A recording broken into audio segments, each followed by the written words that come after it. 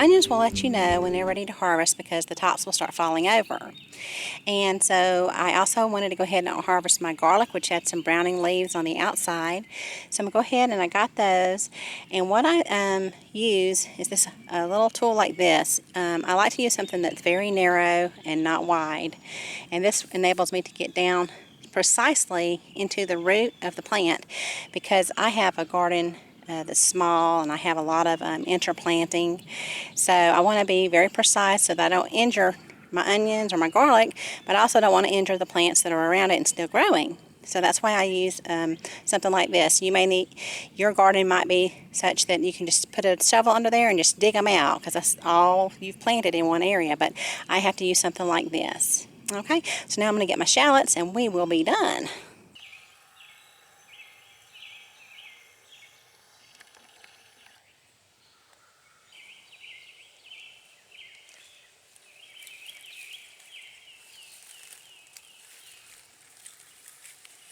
With shallots, see, this is where the original bulb was.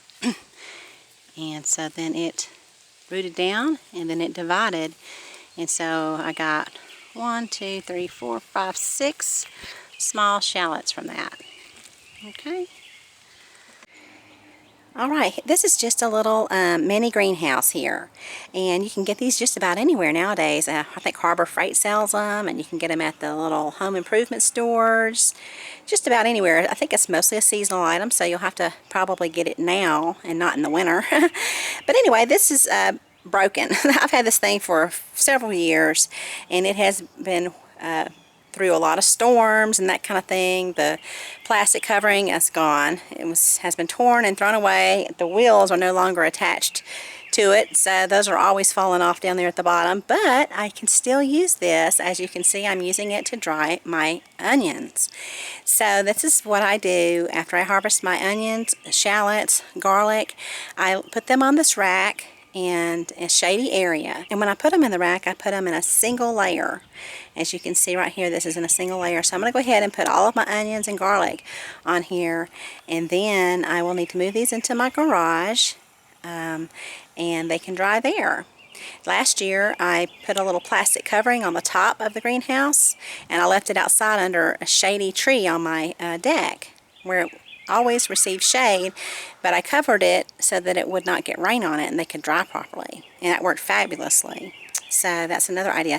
If you do not have something like this, just get some kind of screen where you can have air circulating on the top and bottom of what you're trying to dry. It needs to dry properly. Okay, so here's what I ended up with. All of my little onions in a single layer. I have some garlic down here. Over here are some shallots. And I went ahead and harvested some of my gray shallots, but they did not bulb up.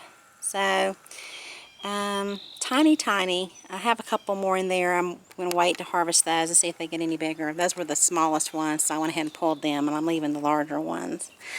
Okay, and so more garlic down here, and some of the smaller red onions are down there. And I will go ahead and wheel this into my garage, and I'll check on them in a few weeks. They should be perfect. Down here is just a miscellaneous basket of some things I just harvested. I kept some of the baby red onions, and then right there is a pretty little carrot. Look how pretty the color is. This was one of my Carnival blend carrots. And then I'm keeping a bowl of garlic, and then a lot of this right here is rat's tail. So I'm going to go inside and cook up some of this and a little bit of bacon and then maybe some egg or something. I am really hungry and it's breakfast time. So, alright, so hopefully you guys are going to grow some onions and some garlic, or maybe you already have. And thanks for watching.